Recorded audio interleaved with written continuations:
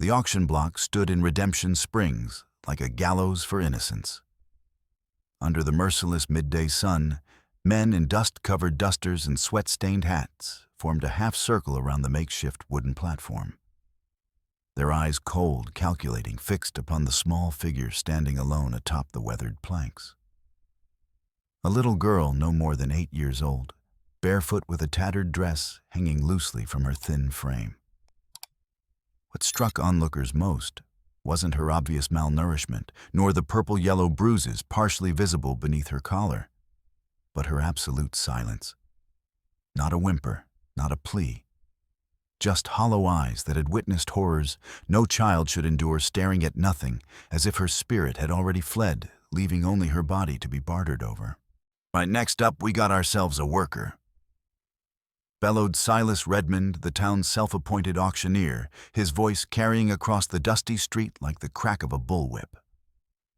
His vest strained against his ample belly as he gestured toward the girl with a theatrical flourish. Can't or won't speak, but she's got all her limbs and looks healthy enough. 8 years old, give or take. No family to speak of. Start your bidding at $2. The crowd assessed the merchandise with calculating eyes. Farmers needing cheap labor for their fields, shopkeepers looking for someone to sweep floors and run errands, wives seeking household help without the expense of a proper servant's wages. "Might be possessed," called someone from the back of the gathering. Silent types always are. Remember that mute boy 3 years back, burned down his new home within a week. Appreciative laughter rippled through the crowd. "What good's a mute girl anyway?" Another voice added, "Can't even holler when there's trouble." At the edge of the crowd stood Elias Grant, a solitary figure whose presence in town was rare enough to draw curious glances. At 45, his face was a roadmap of hardship, etched by sun and sorrow, deep lines framing eyes that had seen too much and smiled too little. The death of his wife 5 winters ago had left him a ghost of the man he once was, his tall frame now slightly stooped, as though perpetually carrying an invisible weight. He'd come to town for supplies, nothing more. Getting entangled in the ugly business of the orphan auction hadn't been part of his plan. Yet he couldn't seem to tear his eyes away from the silent child. Something in her hollow gaze triggered memories he'd fought to bury of another child lost years ago before he'd even met Mary. $1.50, shouted a grizzled miner, his laugh revealing tobacco-stained teeth. "Might be worth that much to clean my cabin." $2, countered the blacksmith's apprentice. "My master needs someone to work the bellows." Elias watched with mounting disgust. His hand instinctively tightened around the leather pouch containing coins meant for fence wire and winter supplies money that represented his thin margin between survival and destitution through the coming cold months. "You thinking of bidding Grant?" The question came from Sheriff Matthews, who had materialized silently beside him. Unlike many in Redemption Springs, Matthews had a way of looking a man in the eye that suggested he saw more than most cared to reveal. "Just passing through," Elias muttered, though his feet remained rooted to the spot. The sheriff's weathered face remained impassive, but his eyes followed Elias's gaze to the auction block. "Ugly business," he said quietly. "Been trying to get the town council to regulate these auctions for years. No luck so far." Something in the sheriff's tone made Elias glance at him more carefully. "Seems personal." Matthews's mouth tightened into a grim line. "Lost my whole family to a gang of raiders back in '67. Sisters, parents, everyone. Only difference between them and these vultures." He gestured toward the auction crowd with a slight nod. "Is these ones use paper contracts instead of bullets. Same end result, though. Somebody profits, somebody suffers." $2.25, called out Widow Hartley, a thin woman whose pinched face matched her reputation for working her servants until they collapsed. "I could use another pair of hands around my boarding house." The girl didn't flinch, her gaze fixed downward, as though she'd learned looking up only invited more pain. Elias noticed her hands small, dirty, but clenched with a tension that spoke of stubborn will rather than surrender. Despite her stillness, there was something coiled within her, like a spring compressed to its limit. Pastor Williams stood nearby, Bible clutched to his chest, watching but not intervening. For a man of God, he had a peculiar way of looking through such proceedings rather than at them. When his eyes met Elias's accusatory stare, the preacher quickly looked away, a flicker of something guilt-fear crossing his face momentarily, before his expression reset to pious neutrality. Elias noticed the pastor's hand slip into his pocket, nervously fingering something that caught the light for an instant, a gold chain perhaps, before disappearing back into the folds of his clothing. $3, shouted the owner of the Rusty Nail Saloon, a man whose establishment was known for more than just whiskey and cards. His gaze lingered on the girl in a way that made Elias's skin crawl. She'll earn her keep, sweeping up. Before he realized what he was doing, Elias's voice rang out across the suddenly hushed gathering. $20. The crowd fell silent, heads turning toward the ragged rancher as if he'd announced the second coming. $20 was a small fortune in these parts, a month's wages for a working man, the difference between feast and famine for many families. Sheriff Matthews raised an eyebrow, but said nothing, merely shifting his weight as if readying himself for potential trouble. Well now. Silas Redmond recovered quickly, greed sharpening his smile to a predatory point. Seems Mr. Grant sees value where others don't. Do I hear 21? No one spoke. $20 was simply too steep for an investment as uncertain as a mute girl child. Going once, going twice. Silas paused dramatically, scanning the crowd for another bid. Finding none, he brought down his hand with finality. Sold to Elias Grant for $20. As Elias approached the platform, he felt the weight of stares on his back. The whispers followed him like persistent flies. What's he want with a girl child? Always been strange, that one, since his wife passed. $20 man's lost his mind along with Mary. The girl's eyes finally rose to meet his as he stepped onto the rickety platform. There was no hope there, no gratitude, just wary assessment, as one might study an unfamiliar predator to determine the manner of threat it posed. Up close, he could see faint freckles across her nose, incongruously cheerful against her solemn face. A small scar bisected her right eyebrow, white against her sun-darkened skin. He counted the coins into Silas's waiting palm, feeling their weight as his winter survival disappeared, coin by coin.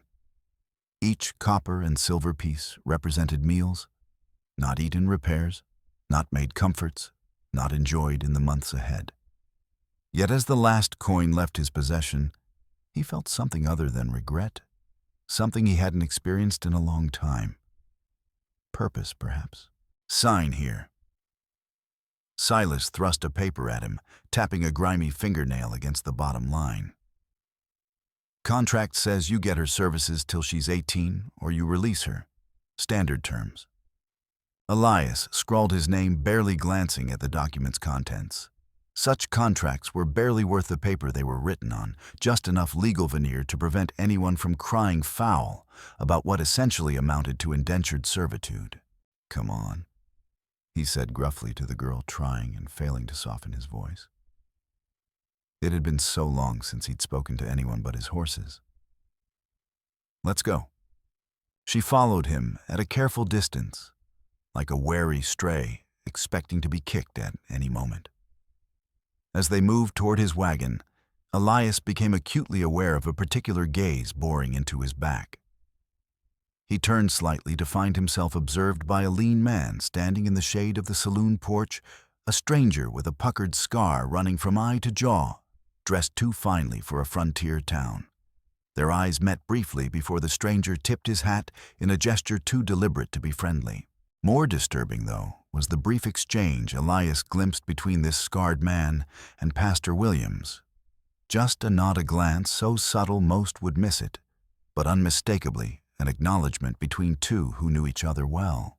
Don't look now, Sheriff Matthews murmured as he passed by, but you've caught the attention of our newest visitor.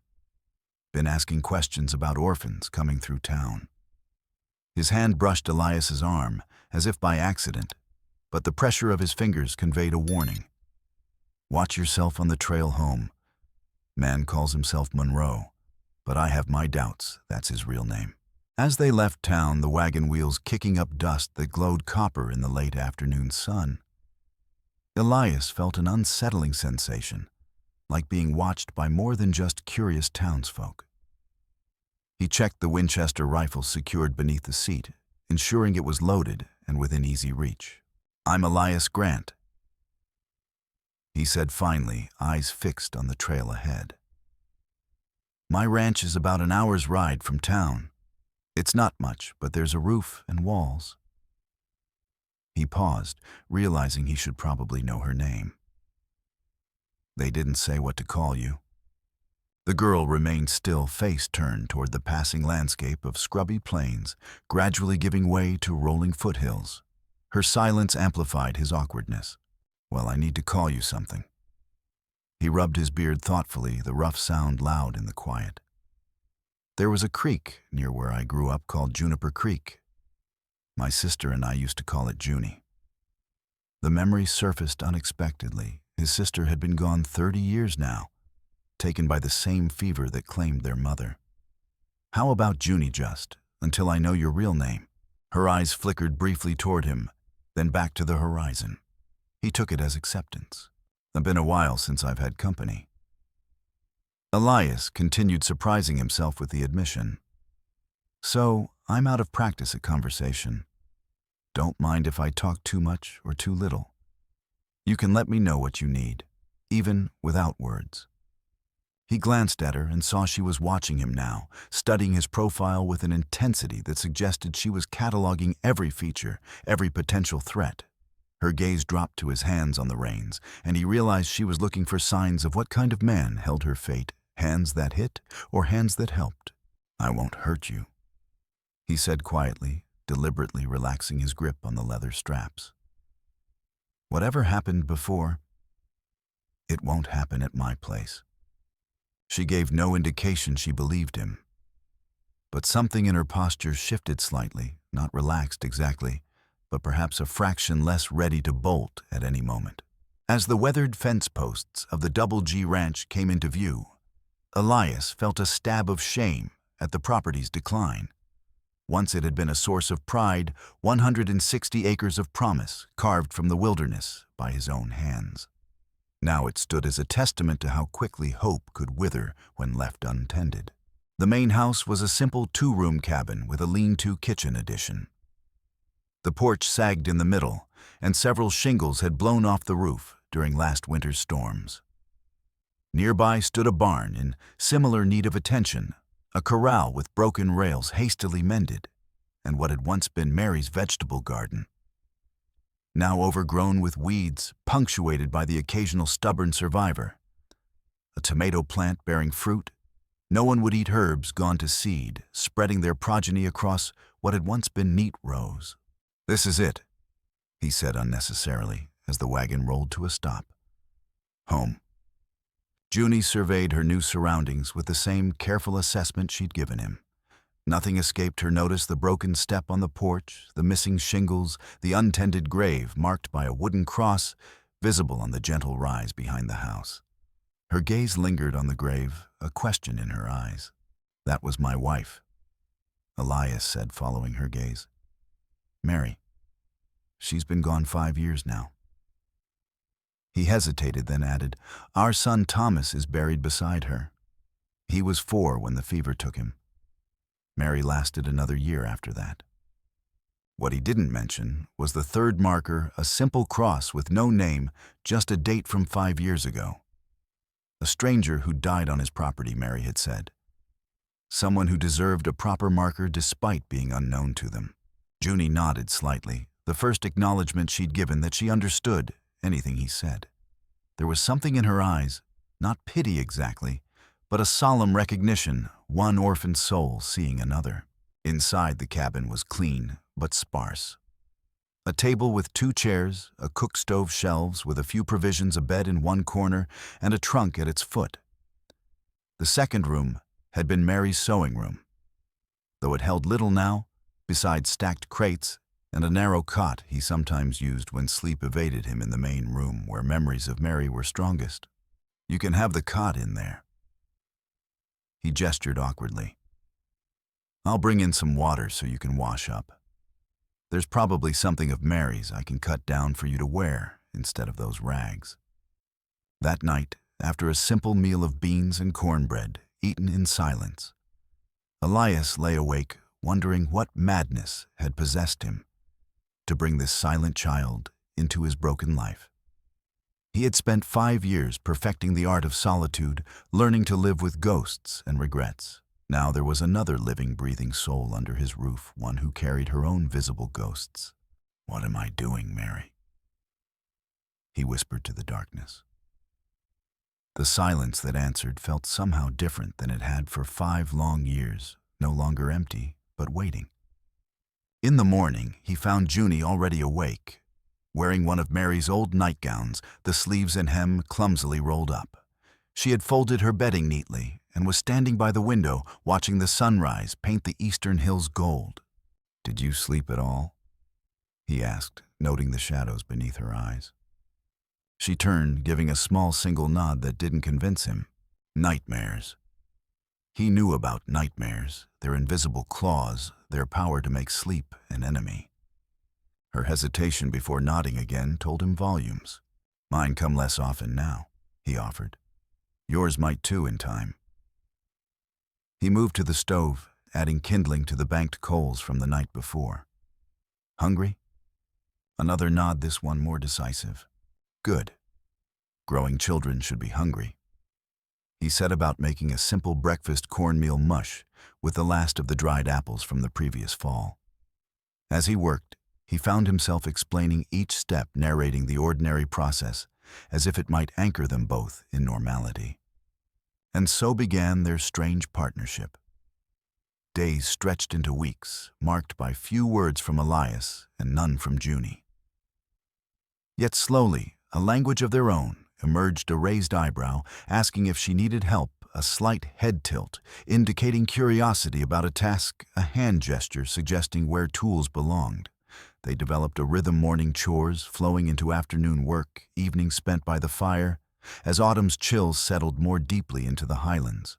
He noticed she'd begun keeping something clutched in her apron pocket, a charred fragment of paper that she would sometimes remove when she thought he wasn't looking, studying it intently, before carefully returning it to its hiding place. He didn't ask about it, respecting what might be her only possession from before. 1 month after bringing Junie home, Elias ventured back to town for supplies. The moment he rode into Redemption Springs, he sensed the change in atmosphere. Conversations halted as he passed, only to resume in whispers once he was beyond earshot. At the general store, Mrs. Patterson regarded him coldly as she filled his order. "How's that poor orphan girl?" she asked finally, her tone making clear she expected the worst. "She's well," Elias replied shortly, counting out coins for his purchases. "Is she? Some folks wonder if she's even alive, hidden away out there."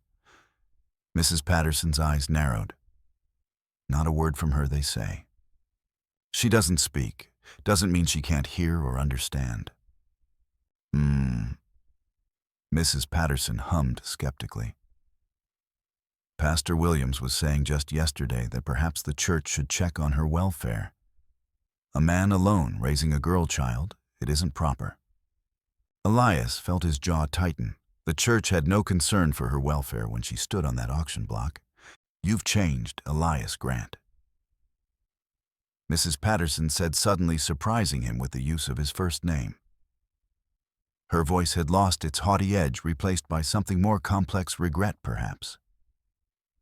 "There was a time after Mary and your boy passed when we all thought we'd find you swinging from a rafter. Then you just disappeared into that ranch of yours. Now here you are fighting for some orphan girl like she's your own blood." She leaned closer, lowering her voice. "Mind how you tread. The man with the scar has been asking questions about you, about the girl, about any strange visitors you might have had 5 years back." Elias felt a chill run down his spine. What man 5 years ago? Don't know, Mrs. Patterson admitted. But I remember Mary coming to town maybe a week before she took ill. Buying medicines, bandages. Said she had a traveler staying with you, someone injured. Elias stared at her, stunned. Mary had never mentioned any traveler to him. He'd been away hunting when she fell ill, returning only to find her already burning with fever. As he exited the store, Elias nearly collided with the stranger he'd noticed during the auction, the man with a scarred face. Up close, Elias could see the scar was relatively fresh, still pinkish rather than the white of old wounds. The stranger wore a black broadcloth suit that had seen better days, but retained an air of city refinement. Pardon me. The stranger said, his voice cultured at odds with his hardened appearance. Mr. Grant, isn't it? I've heard about your charitable acquisition. Don't believe I caught your name. Elias kept his tone neutral, though every instinct warned of danger. Thaddeus Monroe. The man extended a gloved hand that Elias deliberately ignored. I represent certain interests concerning orphans and their proper placement. She's properly placed, Elias said flatly, moving to step around him. Monroe's hand shot out, gripping Elias's arm with surprising strength. Children are valuable commodities, Mr. Grant, especially ones who've seen things they shouldn't. His voice dropped to a near whisper. Ones who might eventually speak of what they've witnessed. Elias yanked his arm free. Threaten me or the girl again, and you'll find out how we deal with snakes in these parts. No threat, merely business. Monroe smiled, the scar twisting grotesquely across his face. Tell me, Mr. Grant, does she still have it? The fragment her father gave her before the fire. I must admit, I've been most eager to complete my collection. The words hit Elias like a physical blow. The charred paper Junie kept hidden, Monroe knew about it, wanted it. Which meant the man knew exactly who Junie was and what she had witnessed. I don't know what you're talking about, Elias lied. Don't you? Monroe studied him with cold calculation. Perhaps you should ask your silent house guest about the other Thomas Grant, the one buried on your property. He adjusted his gloves with deliberate precision. Such an interesting coincidence, wouldn't you agree? A man you've never met sharing the same name as your dead son, dying on your land just days after a certain bank shipment went missing. And now here you are, harboring a child who might know where the rest of it is hidden. Elias felt the blood drain from his face. My son was 4 years old when he died. The marker is for him, no one else. Of course. Monroe's smile never reached his eyes. Just a naming coincidence, I'm sure. Like the coincidence of you happening to bid on the exact child I've been hunting for months. The entire ride home, Elias's mind churned with the encounter. More than once he caught himself checking the trail behind them, half expecting to see riders in pursuit. He arrived to find Junie more agitated than he'd ever seen her, running to meet the wagon, her eyes wide with fear. What is it? What happened? He asked, jumping down from the wagon seat. She pointed frantically toward the barn, then made a motion like opening a door. Inside, the livestock were unharmed, but the back door stood open, its latch broken. On the barn wall, scratched deep into the wood with what must have been a knife tip, "She's mine." That night, Elias cleaned his Winchester rifle and kept it by his bed. In the morning, he found a crude warning nailed to his front gate, a child's rag doll with its throat cut, stuffing spilling like cotton blood. Junie, he said carefully over breakfast, watching her pick at her food. Is there someone looking for you? Someone you're afraid of? Her eyes shot up wide with alarm. Then slowly she nodded. His name is Monroe. He came up to me in town yesterday. Talked about something your father gave you before. Before whatever happened. Junie's hand went instinctively to her pocket, where Elias knew she kept the charred paper fragment. Did he hurt you? Her eyes dropped to her plate shoulders, hunching slightly. It was answer enough. Did he? Elias struggled for words appropriate for a child. Did he hurt others, people you knew? Her response was to wrap her arms around herself, rocking slightly, eyes squeezed shut, as if trying to block out images only she could see. He won't hurt you again, Elias said firmly. I promise you that. The threat hanging over them changed their relationship. Elias began teaching Junie to defend herself, how to use a small knife he gave her, where to strike, if grabbed, how to move quietly through the woods surrounding the ranch. More importantly, he showed her hiding places within the house and barn's secret spaces where she could conceal herself if trouble came while he was away. If you hear riders coming and I'm not with you, he instructed, you hide here. He showed her the root cellar beneath the kitchen, accessible through a trap door, usually covered by a small rug. And if it's not safe here, there's a spot in the barn loft where the boards form a small compartment behind the hay storage. She listened with grave attention, committing each instruction to memory. That night, as they sat by the fire, she surprised him by reaching for a stick and scratching in the ash-dusted hearth. Slowly, carefully, she drew the shape of a heart, then looked up at him questioningly. A heart? He asked, puzzled. She nodded, then made a motion of opening it. A locket, he guessed. You had one? She nodded urgently, then drew a crude picture of 4 stick figures standing together. Your family, Elias said softly. And the locket had their picture. Another nod. She pointed to the tallest figure, then drew her finger across her own face, mimicking Monroe's scar. Monroe killed your family, Elias said grimly, and took your locket. Junie's eyes filled with tears, the first he'd seen from her. She wiped them away quickly, almost angrily, then continued drawing. She added flames around the stick figures, then drew herself hiding below them, underground, somehow. But you hid in a cellar, Elias asked. You saw it all happen. She nodded, her small hands trembling now. And that's why he wants you back. You're a witness. Junie suddenly stood up and went to her cot in the side room. When she returned, she held something cupped in her palm, the charred fragment of paper he'd seen her studying. She handed it to Elias with obvious reluctance, as if parting with her most precious possession. It was part of a banknote with the words, National Bank of, still visible, the rest burned away. But most importantly, there was a series of numbers partially intact, and a corner of what appeared to be a map showing river bends and what might have been a mountain range remarkably similar to the view from Elias's own property. What is this, Junie? Elias asked. Something from your home? She nodded, then mimicked someone writing, followed by hiding something. Your father wrote this and hid it. She nodded again, then added a new drawing to her ash illustrations, a rectangle that might have been a book or box, and beside it, what looked like the letter T, with a cross on top. A Bible. Your father hid something in a Bible, Elias guessed. She shook her head, frustrated, then pointed toward the window in the direction of the graves. A chill ran down Elias's spine. The grave, the unmarked one. When she nodded eagerly, he felt the ground shift beneath him. The man buried there. He gave this to your father. Junie's emphatic nod confirmed his growing suspicion. The stranger buried on his land, and the man Mary had insisted on marking with a cross, was somehow connected to Junie's family, to the banknote, to Monroe. And Monroe, he wants this. This is what he's after. Her nod was grim certain.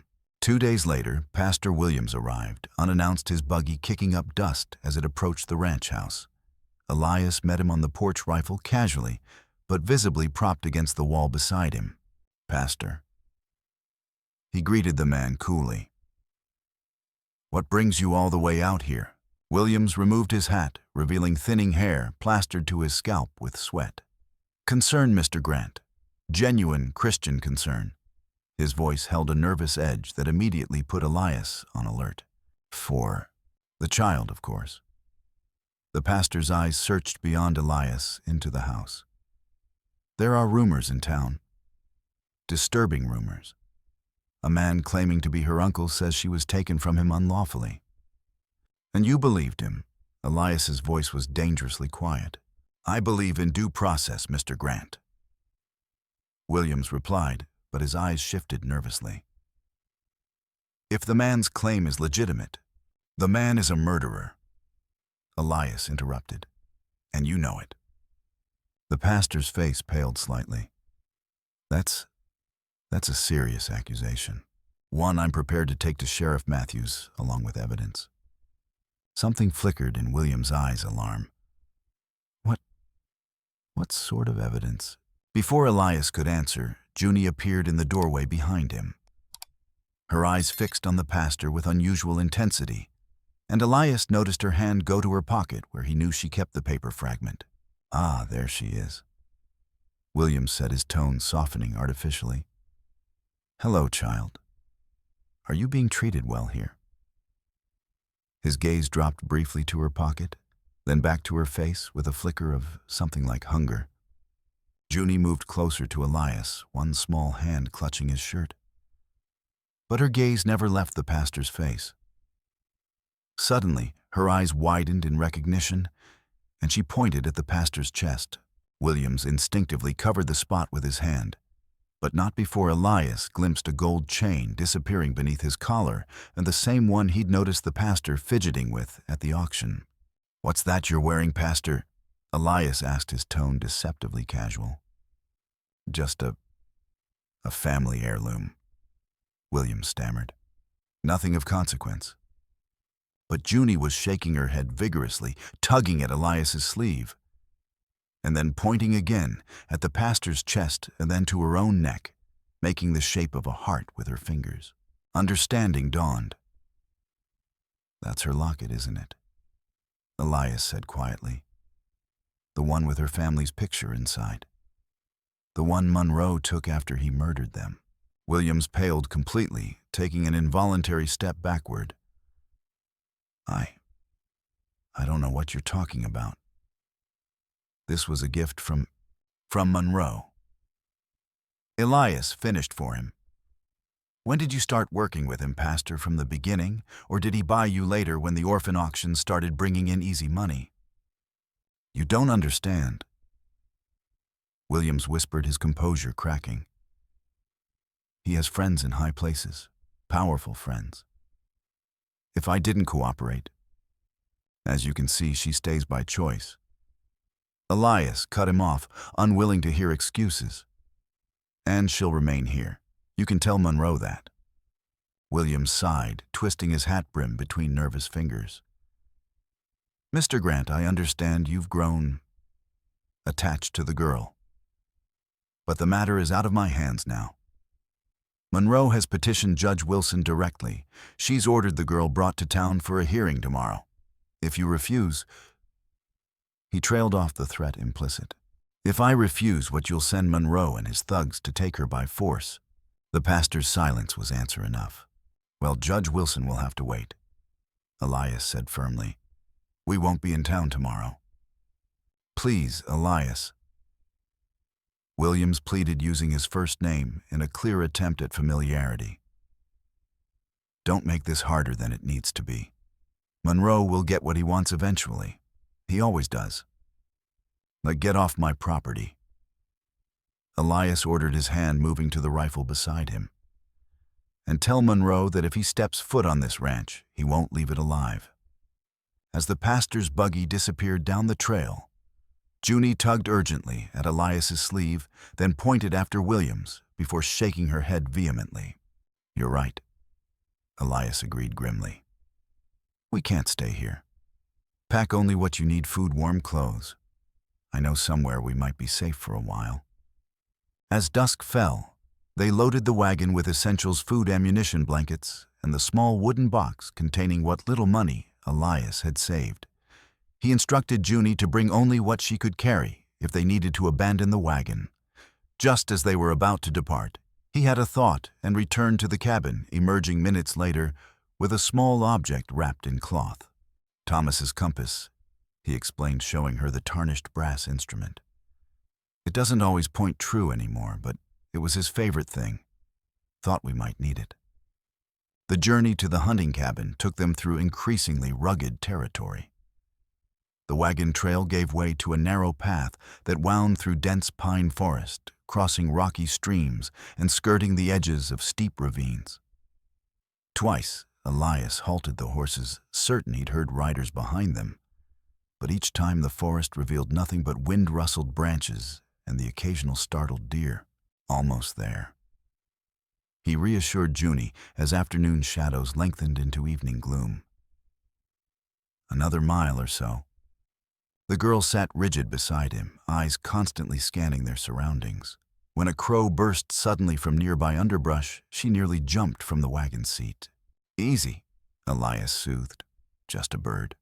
But her fear was contagious, and he found himself checking his rifle more frequently, listening intently for sounds that didn't belong to the natural rhythm of the forest. The cabin was more accurately a shack, a single room with a stone fireplace abandoned years ago by a trapper who'd moved on to richer hunting grounds. Elias had discovered it during his first winter on the ranch and occasionally used it during hunting season. It wasn't comfortable, but it was well hidden and defensible with clear sight lines in all directions. "A home for a few days," Elias said as they approached the dilapidated structure. "Not much, but it'll do." The cabin stood in a small clearing surrounded by towering pines. A narrow stream ran nearby, providing fresh water, and the steep slope behind it meant no one could approach unseen from that direction. Elias helped Junie down from the wagon, then unhitched the horses and led them to a small lean-to stable attached to one side of the cabin. "I'll get a fire going," he said, eyeing the darkening sky. "Nights get cold up here, especially this time of year."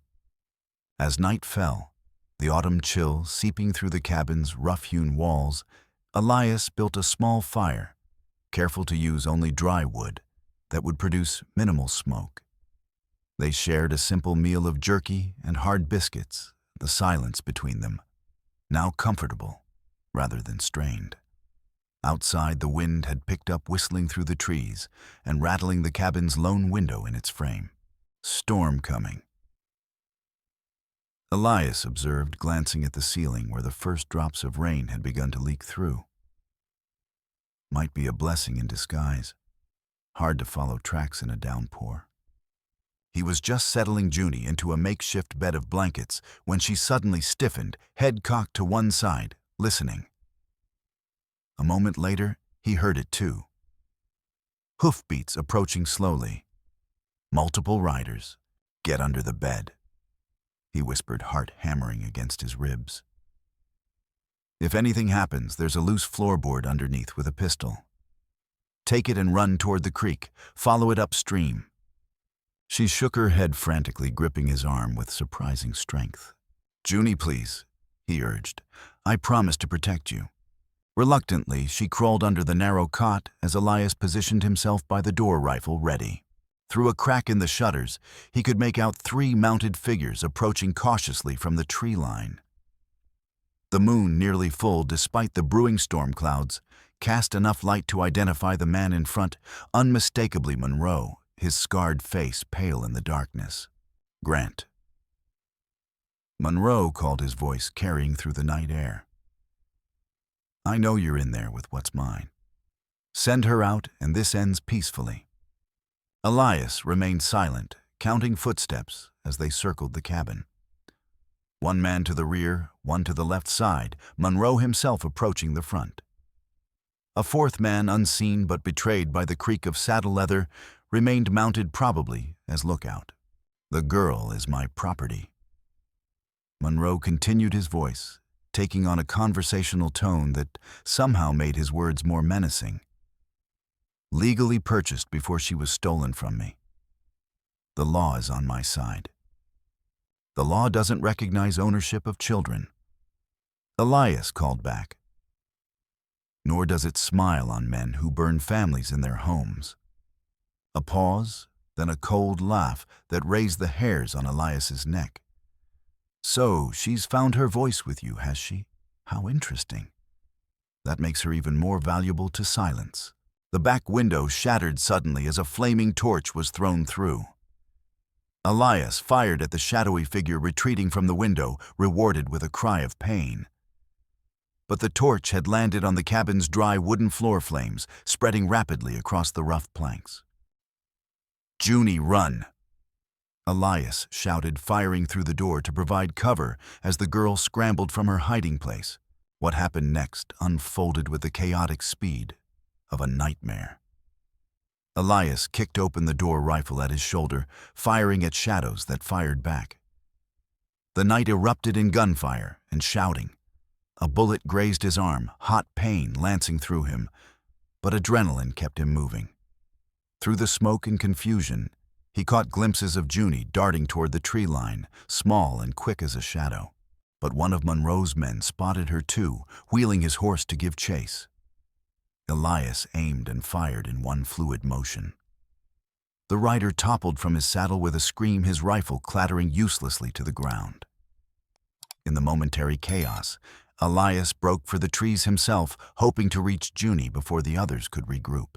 The forest was a maze of shadows, the storm now beginning in earnest. Rain pelted down through the canopy, turning the forest floor slick with mud and rotting leaves. Lightning flashed briefly, illuminating Junie's small figure about 30 yards ahead, scrambling up a rocky slope. "Junie, wait," he called, but the wind tore the words away. A bullet splintered bark inches from his head, and Elias dove for cover behind a fallen log. Monroe and at least one of his men were in pursuit, moving through the forest with the practiced ease of men accustomed to tracking prey through difficult terrain. "You can't escape, Grant." Monroe's voice called from the darkness. "I know these mountains better than you ever will." Elias remained silent, crawling along the log until he reached denser undergrowth. The rain was a blessing, now muffling his movements and washing away tracks almost as soon as they were made. Another flash of lightning revealed Junie still climbing higher, heading toward what appeared to be a narrow pass between two rock faces, making a decision. Elias broke cover, moving in a crouching run toward the slope Junie had climbed. He was halfway up when a bullet struck his thigh, sending him sprawling onto the rain-slicked rocks. Pain exploded through his leg, but he forced himself upright, knowing that to stop was to die, and to leave Junie at Monroe's mercy. Gritting his teeth against the agony, Elias continued upward, using his rifle as a makeshift crutch. Blood mixed with rainwater streaming down his leg and leaving a trail that even the downpour couldn't wash away completely. He reached the pass Junie had disappeared through, finding himself on a narrow ridge that dropped steeply on both sides. "Junie," he called more softly now, not wanting to give away their position, but desperate to find her before Monroe did. A small figure emerged from the shadow of a boulder. Junie, her face pale in the darkness, eyes wide with fear. She ran to him, her expression changing to alarm when she saw his blood-soaked trouser leg. "It's not bad," he lied, leaning heavily on his rifle. "Just a scratch." She looked unconvinced, but there was no time to argue. Already they could hear voices below Monroe directing his men to spread out and search the ridge. "And this way," Elias whispered, pointing farther along the ridge where it appeared to descend toward denser forest. They moved as quickly as Elias's wound allowed, the ridge growing narrower and more treacherous as they progressed. The stone was slick with rain, forcing them to hug the rock face on their left to avoid the sheer drop on their right. Lightning flashed with increasing frequency, the storm directly overhead, now thunder crashing so loudly it seemed to shake the very mountain beneath them. "There they are," a voice shouted from behind. A bullet ricocheted off the rock face, showering them with stone fragments. "Keep going," Elias urged Junie, pushing her ahead of him. "Don't look back." The ridge ended abruptly in a drop of about 15 feet to a ledge below. For an able-bodied man, the jump would be challenging, but doable. For Elias, with his wounded leg, it was nearly impossible. And for a child Junie's size, equally dangerous. "We have to find another way," he began, but the decision was taken from them as more gunfire erupted from behind. A bullet struck Elias's shoulder, the force spinning him around and nearly sending him over the edge.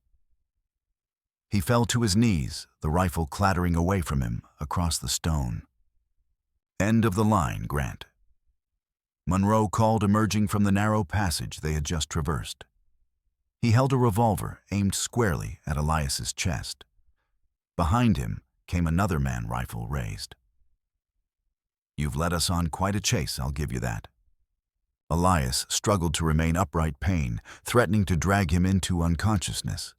Through blurring vision, he saw Junie move to stand between him and Monroe, her small body a pitiful shield against bullets. "How touching," Monroe sneered. "And futile. Step aside, girl. I have no particular desire to kill you, though I will if necessary." To Elias's astonishment, Junie shook her head defiantly, holding her ground. "Brave, just like your father." Monroe observed the scar on his face twisting as he smiled. "He thought he could protect you too. You remember how that ended, don't you? The flames, the screams." Junie's shoulders trembled, but she remained where she was, her hands clenched into tiny fists at her sides. "Last chance," Monroe warned, cocking the revolver. "Move, or I'll shoot through you, Junie." Elias gasped, trying to push himself upright. "Do as he says." But instead of moving away, Junie did something entirely unexpected. She reached into her pocket and withdrew the charred paper fragment, holding it up where Monroe could see it clearly. The map piece. Monroe breathed, his attention momentarily diverted. "Give that to me, and perhaps I'll let your rancher friend live." Junie made no move to hand it over. Instead, she took a deliberate step backward, bringing herself to the very edge of the drop-off. The wind whipped her dress around her small frame, rain plastering her hair to her face. "Don't be stupid, girl," Monroe snapped, seeing her intent. "That's a 60-foot drop behind you, not 15. Elias looked past Junie, realizing with horror that Monroe was right. The ledge he'd seen from above was an optical illusion created by an outcropping. Beyond that was nothing but open air and jagged rocks far below. "Junie, don't," he pleaded. "It's just paper. It's not worth your life." She turned slightly, just enough to meet his eyes. In that brief moment, Elias saw something in her gaze he hadn't seen before. Not fear, not resignation, but determination, and something like trust. Then she did the unimaginable. She tore the paper fragment into tiny pieces and cast them into the wind, where they were immediately caught by the storm and scattered beyond recovery. "No," Monroe roared, lunging forward. With uncanny timing, another lightning bolt struck a tree on the ridge above them. The resulting crack was deafening, the flash blinding. When Elias's vision cleared seconds later, the entire scene had transformed into chaos. The tree was falling, its massive trunk plummeting toward the narrow ridge where they stood. Monroe and his man were scrambling backward away from its path. And Junie was dropping to the ground beside Elias, covering her head as branches and debris rained down around them. The tree struck the ridge with such force that the stone itself cracked. Elias felt the ground beneath him shift, beginning to give way. With his last strength, he grabbed Junie, rolling them both toward the rock face and away from the crumbling edge. They came to rest in a small depression as the outer portion of the ridge collapsed completely, taking Monroe's companion with it. The man's scream was lost in the thunder and the roar of falling rock. Monroe himself clung to what remained of the path, having retreated just far enough to avoid the main collapse. His face, illuminated by another lightning flash, was contorted with rage and disbelief. "You haven't won anything," he shouted across the now widened gap. "The paper was worthless without the Bible. I already have the real prize from your rancher friend's grave. This changes nothing."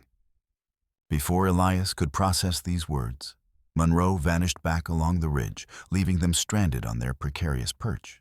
"We have to move," Elias told Junie, struggling to stand despite his wounds. "The whole ridge could go any minute." She nodded, helping him up with surprising strength for one so small. Together, they edged along the rock face, away from the collapse, seeking any path downward. The rain had become a torrential downpour, creating miniature waterfalls that cascaded over the rocks, making every foothold treacherous. They had gone perhaps 50 yards when Elias's strength finally failed him. He slumped against the rock face, sliding down to a sitting position, his vision tunneling. "Go," he urged Junie, pushing her away weakly. "Find a way down. Get to Sheriff Matthews." She shook her head violently, tugging at his good arm. "I can't," he admitted, the words bitter in his mouth. "Lost too much blood. Can't walk anymore." Junie's face crumpled, tears mixing with the rain streaming down her cheeks.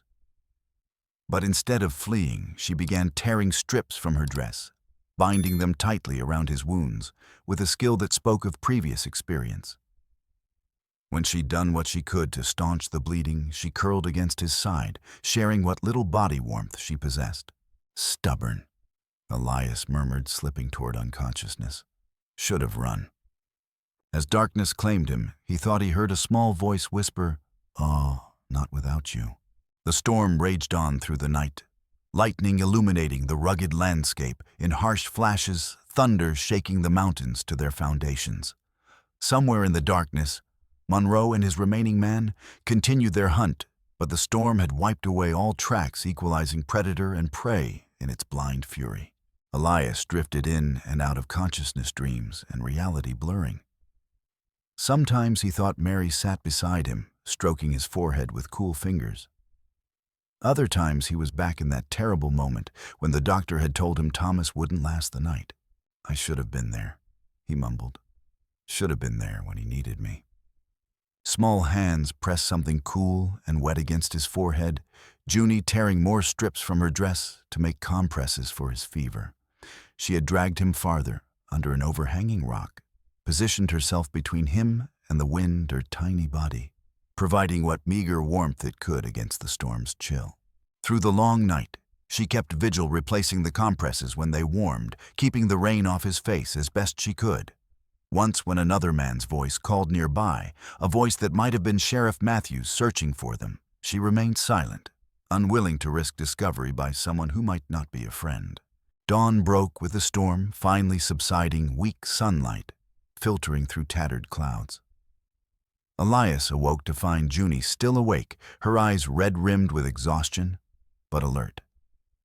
The makeshift bandages she had applied were soaked through with blood, but the bleeding had slowed to a seep rather than a flow. "Morning," he croaked, his throat parched. She jumped at the sound of his voice, relief flooding her face. Her small hand pressed against his forehead, checking his temperature. "Not dead yet," he assured her, attempting a smile that came out as more of a grimace. "How long was I out?" She held up fingers, one, then closed her hand, then two. 12 hours. Elias was shocked. "The entire night and half the morning." "Have you slept at all?" She shook her head. "You should have left me," he said quietly. "Gone for help?" She shook her head again, more emphatically this time, and pointed to Monroe's tracks, still visible in a patch of mud despite the rain. The message was clear. It wasn't safe. With painful slowness, Elias assessed their situation. They were stranded on a narrow shelf partway down the mountainside. Below them, the slope was too steep to descend safely, especially in his weakened condition. Above, the path they had followed was partially collapsed, leaving no easy way back. They had no food, no water except what they could catch from lingering raindrops, and Elias's wounds needed proper medical attention soon, or infection would set in. "We need to move," he decided, gritting his teeth as he pushed himself to a sitting position. "Find a way down." Junie nodded, helping him stand with surprising strength for one so small. She ducked under his good arm, taking as much of his weight as her tiny frame could support. Together, they began the slow, agonizing process of picking their way along the cliff face, searching for any break in the slope that might offer a safer descent. They had gone perhaps 100 yards when Junie suddenly froze, her body tensing. Elias followed her gaze and saw what had alarmed her, a man making his way carefully up the slope below them. For a heart-stopping moment, he thought it was Monroe. But as the figure drew closer, he recognized Sheriff Matthews's distinctive gray hat. "Matthews," Elias called hoarsely. "Up here." The sheriff's head snapped up, eyes narrowing as he spotted them on the ledge. "Grant, hold on. I'm coming to you." Relief flooded through Elias, his remaining strength ebbing as the immediate danger passed. He slumped against the rock face, sliding down to a sitting position as darkness encroached on the edges of his vision. The last thing he saw before unconsciousness claimed him again was Junie's face pinched with worry, but no longer alone in her vigil. He awoke to the rhythm of hooves and the creak of saddle leather, his body draped awkwardly across the back of a horse. Pain radiated from his shoulder and thigh in dull waves, but the sharp edge had been blunted morphine, probably from the sheriff's medical kit. "Matthews," he mumbled. "Right here," came the reply from nearby. "Been tracking you since yesterday morning. Town doc's waiting back at the line shack. Got there just before the storm hit." "Junie. The girl's fine. Tough as rawhide, that one. Riding with Deputy Roberts just ahead." Elias managed to turn his head enough to see Junie perched in front of a young deputy on another horse. Her small face still pinched with concern as she kept glancing back at him. "Monroe." Elias asked, the memory of the scarred man's parting words filtering back through the haze of pain and drugs. Matthews's expression darkened. "No sign of him yet. Found one of his men dead at the bottom of that cliff. The other ones in custody stumbled into our camp half-drowned this morning. But Monroe himself seems to have vanished," he said. "Something about a Bible. From the grave on my property." The sheriff frowned. "What grave?" "Unmarked one. Beside my wife and son." Elias struggled to stay conscious, the morphine pulling him back toward darkness. "Said he already had the real prize." "Rest now," Matthews advised. "We'll sort it all out later. Main thing is getting you and the girl to safety." But even as Elias drifted back into unconsciousness, a nagging worry persisted. Monroe's words echoed in his mind. "The paper was worthless without the Bible. I already have the real prize from your rancher friend's grave." What had Monroe found, and why was it so important that he'd murder an entire family to get it? The answers would have to wait. For now, the rhythm of the horse beneath him and the knowledge that Junie was safe carried Elias back into darkness. When consciousness returned 3 days later, Elias found himself in an unfamiliar bed, the clean scent of laundered sheets a stark contrast to the lingering smell of smoke and rain that had followed him into oblivion. As his vision cleared, he made out the details of a plain but comfortable room and the town doctor's spare recovery chamber, he guessed. "Welcome back to the land of the living," said Sheriff Matthews, who sat in a chair beside the bed. "Had us worried for a spell there. Doc says you lost enough blood to float a riverboat." "Sarah," Elias asked immediately, using the name he'd heard Matthews call her. "Safe. Doctor's wife is looking after her.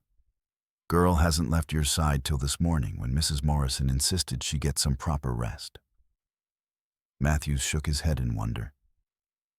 "She spoke, you know. When you collapsed after we brought you down from that ledge. First words anyone's heard from her, according to what we've pieced together." Elias struggled to sit up, ignoring the stabbing pain in his shoulder and thigh. "What did she say?" "Save him," Matthews quoted softly. "Please save him." Simple words, but from a child who hasn't spoken in months after what she's been through. He trailed off, shaking his head again. Made Mrs. Morrison cry on the spot. Elias fell back against the pillows, overwhelmed by the image of Junie Sarah breaking her silence to plead for his life. "I need to see her." "You need to rest," Matthews countered, pressing him gently back. "Doctor's orders. Besides, there's someone else you need to speak with first." He rose, moving to the door. "He's awake, Judge." A stern-faced woman entered, perhaps 50, with steel-gray hair, pulled severely back from a face that suggested it rarely smiled. She surveyed Elias with piercing blue eyes that seemed to catalog every detail of his appearance. "Mr. Grant," She greeted him. "Judge Wilson, I'm glad to see you among the living. You have a remarkably stubborn constitution." "Where's Sarah?" Elias demanded, ignoring the pleasantry. "The child is safe." The judge assured him, taking the chair Matthews had vacated. "But first we have matters to discuss, specifically your rather unusual acquisition of her and the events that followed." Before Elias could respond, the door opened again, and a small figure darted past the judge to his bedside. Sarah, no longer Junie in his mind, threw her arms around him with such force that pain shot through his wounded shoulder. But he wouldn't have pushed her away for anything in the world. "You're awake!" she exclaimed, the sound of her voice still so new it startled him. "Sheriff Matthews said you might sleep for days and days." "Can't sleep that long," Elias replied, drinking in the sight of her. "Got a ranch to run."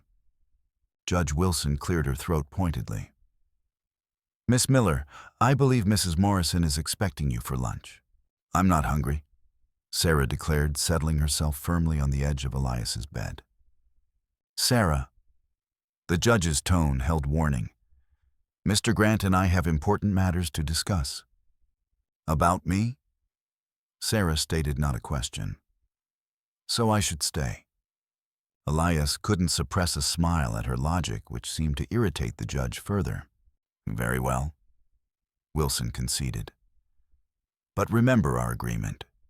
You will allow the adults to speak without interruption." Sarah nodded solemnly, though Elias noted the stubborn set of her jaw. "As I was saying," the judge continued, "we have much to discuss. The banker's daughter wasn't Monroe's only victim. We've identified at least 7 other children who passed through Pastor Williams' auctions after witnessing crimes Monroe committed. 5 remain missing, presumed dead." Elias absorbed this grimly. "And Williams, singing like a canary to save his own skin. His information has already led to 2 arrests in Denver." Wilson leaned forward, her expression grave. "But there's something else you should know. Something Williams revealed about Monroe's operation." "What's that?" "The banknotes Sarah's father discovered weren't just from any robbery. They were from a Federal Reserve shipment stolen 5 years ago, the same shipment your brother was transporting when he was killed." The words hit Elias like a physical blow. "My brother," he echoed, stunned. "James has been dead 15 years, not 5. Judge Wilson's eyebrows rose.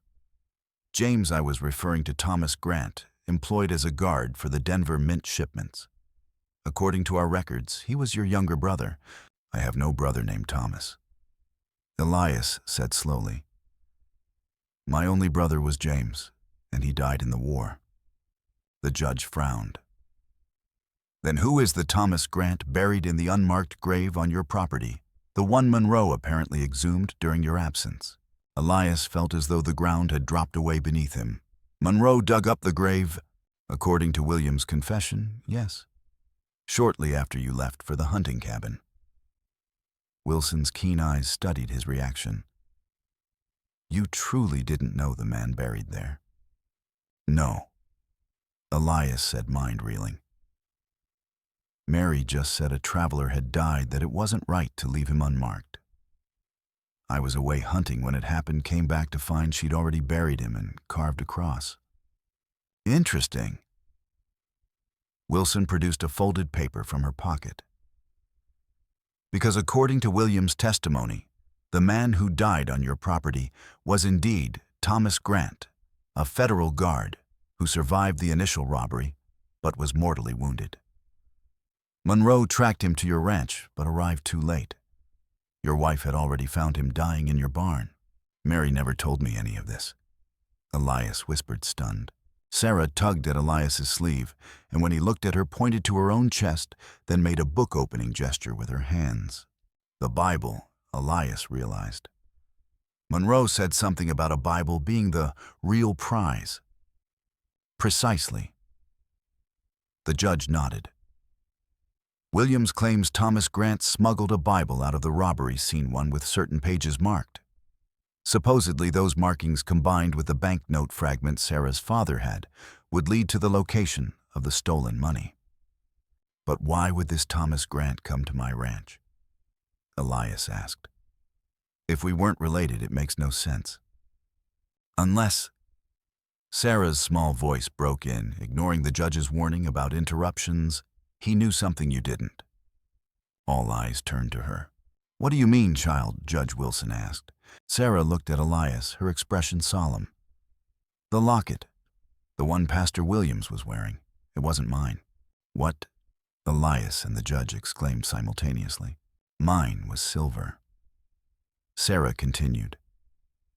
The one Williams had was gold. I recognized it because I saw the man Thomas holding it the day he came to our house. He showed it to my father. There was a picture inside. A picture of what Wilson pressed. A woman, Sarah said simply. And a baby. He said it was his family. Elias felt the world tilt beneath him. Did you see the picture? He asked urgently. Sarah nodded. The woman had yellow hair, pretty. The baby was small, wrapped in a blue blanket. The description struck Elias like a physical blow. Mary, he whispered. And Thomas. Our son. That's not possible. Judge Wilson objected. Your son died as a child years before the robbery. Yes, but... Elias's mind raced, piecing together fragments of a puzzle he hadn't known existed. Before Mary and I married, she lived in Denver for a year, working as a seamstress, she said. When she came back to Redemption Springs, she never talked about that time.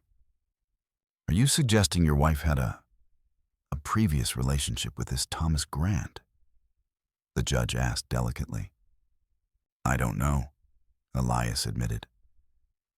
But if he had a locket with her picture and named himself after our son, then he might have been the father.